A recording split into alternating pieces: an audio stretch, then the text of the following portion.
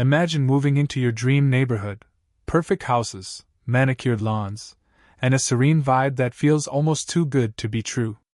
That's what I thought when I settled into this community.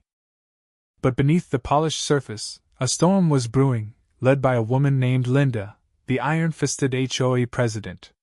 What started as a simple refusal to let her invade my home spiraled into an explosive showdown that exposed her dark secrets and changed our neighborhood forever. This story is about defiance, betrayal, and a community fighting back. Buckle up, it's a wild ride. When I first arrived, everything seemed idyllic. The homes gleamed, the streets were quiet, and the community felt like a haven. But it didn't take long to notice something was off. Linda, the HOA president, ruled like a dictator. Overweight, always in a stiff blazer, she strutted around as if she owned every inch of the place. Her piercing gaze sized me up the moment we met, her lips curling into a smug smirk. She didn't just enforce rules, she craved control. Neighbors whispered about her obsession with lawn heights, trash emplacements, and even car parking angles. At first, I thought I could dodge her by keeping my head down. I was wrong. Linda's reign went beyond petty complaints. She sent cryptic violation notices. My fence was 1 inch too tall. My car was 3 inches too close to the curb. Then came the real power play. She demanded to inspect people's homes. My neighbor, an elderly man named Frank, shared a chilling story. Linda once barged onto his property, claiming she needed to check his backyard for compliance. When he refused, she slapped him with thousands in fines.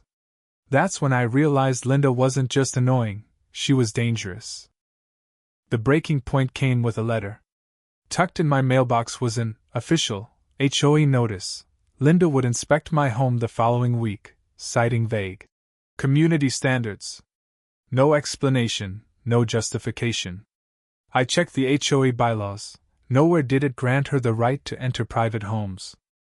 This wasn't about rules, it was about power. I decided then and there to stand my ground, no matter the cost.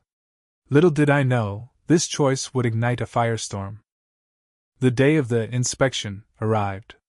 I stood in my living room, heart pounding, as aggressive knocks echoed from my front gate. Peering out, I saw Linda, clipboard in hand, her face already flushed with irritation. "Open this gate!" she bellowed, rattling the metal. "This is an official HOA inspection." I cracked the door open, keeping my voice steady. "Good morning, Linda. You can check the front yard, but you're not stepping inside my home." Her eyes narrowed, her lips tightening into a thin line. "As HOA president, I have full authority," she snapped. "Refuse, and I'll fine you thousands." I held firm. "The bylaws don't give you that power, Linda." That's when she lost it. Her face turned crimson, and she lunged at the gate, shaking it like a wild animal. "You can't defy me!" she screamed, her voice echoing down the street. Neighbors peeked out, some pulling out their phones to record. Linda's rage only grew. "You're making a mistake," she hissed, pounding her clipboard against the bars. Then, she escalated. Whipping out her phone, she dialed frantically, her voice shrill. "This is an emergency. I'm being held hostage in my neighborhood." "Hostage?" I almost laughed. She ranted into the phone, accusing me of obstructing authority. But her tantrum didn't stop there. With a guttural roar, she charged at the gate, slamming into it headfirst. The lock held, but Linda stumbled back, arms flailing, and thud, crashed onto the pavement. The crowd gasped, then erupted in laughter. Phones captured every second of her humiliating fall. Scrambling to her feet, dirt smudged across her blazer. Linda's eyes blazed with fury. "This is assault!" she screeched, jabbing a finger at me.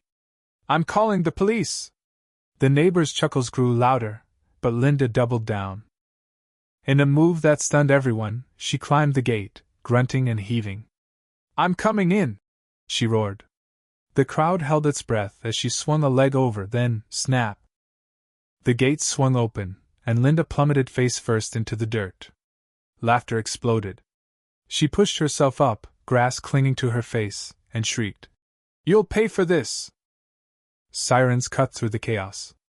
A patrol car pulled up, and 2 officers stepped out. Linda, sensing her chance, limped toward them, clutching her clipboard like a lifeline. "Officers, thank God!" she wailed. "This man attacked me. He's defying the HOA. I shook my head. She's lying. I told her she can't enter my home." The female officer, calm but firm, asked, "Ma'am, did he hit you?" Linda faltered. "Well, no, but he blocked me." The male officer raised an eyebrow. "By standing on his property?" Linda's story unraveled. The officers reviewed her clipboard, finding no rule granting her access to private homes. "Ma'am," the female officer said, "you're trespassing." He could press charges. Linda's face drained of color. "Trespassing? I'm the HOA president." The crowd murmured, some laughing outright. Then, a voice broke through. "Wait a minute, she's been stealing from the HOA." All eyes turned to a neighbor, Mike, holding up his phone. "I checked the HOA's financials last week. Thousands are missing, labeled as administrative expenses, all tied to Linda." The crowd buzzed. Another neighbor chimed in. "My fees went up, but where's the money going?" Mike scrolled through his phone. "Here's a $10,000 withdrawal for security upgrades. Has anyone seen new cameras? Gates?" Silence. Linda's knees buckled. "Lies!"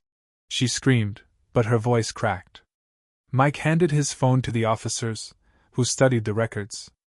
"Ma'am," the male officer said, "we'll need you to come with us for questioning." The crowd erupted. "She stole from us!" someone shouted. Linda, cornered, shrieked, "You're all traitors!" In a desperate bid to flee, she bolted, only to trip over the curb and faceplant again. The laughter was deafening. As the officers helped her up, a neighbor called out, "I motion to vote Linda out as HOA president." Another seconded. Hands shot up across the crowd. "You're out, Linda," Mike declared. Her scream pierced the air, but it was over. The officers escorted her to the patrol car, her face a mix of dirt and defeat. The neighborhood cheered as she was driven away. In the weeks that followed, peace returned. A new HOA president, fair and community-focused, took over. Linda faced a fraud investigation, and soon, a for sale sign appeared in her yard. She packed up and vanished without a word. Standing by her empty house, I smiled. Linda thought she owned us, but the neighborhood was always stronger without her. What do you think? Was I right to stand my ground, or should I have let Linda in to avoid the chaos? Drop your thoughts in the comments below.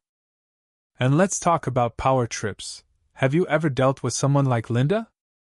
Share your stories, hit that like button, and subscribe for more real-life drama.